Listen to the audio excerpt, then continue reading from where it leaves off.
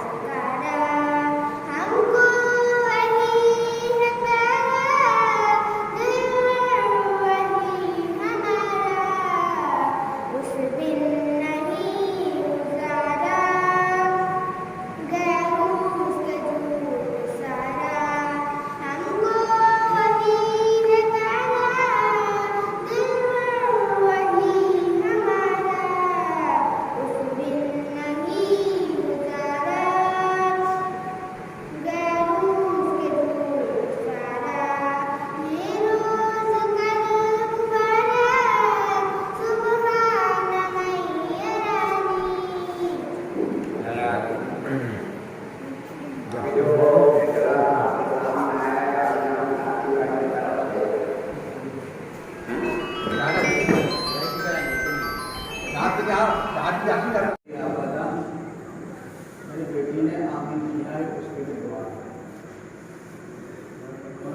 खुदावन फरमाया, क्या तुम उसके दिल में कुरान की मोहब्बत पैदा कर दी और वो बजाय खुशी का इजहार करते हैं एक जिम्मेदारी, एक टॉपिक, एक उनसे सबक लेके वो आई। तो आज ये जो महफिल हमें कुछ सबक दे रहा है। आज का दौर को ले ले, आजकल का जो समय हमारे पर बीत रहा है, संत कबीरदास जी का एक दोहा है, गुरु गोविंद दो खड़े हैं काके लघु पाए, बलिहारी गुरु अपने गोविंद दिया मिलाए। गुरु टीचर को कहते हैं, शिक्षक, गोविंद खुदा को कहते हैं।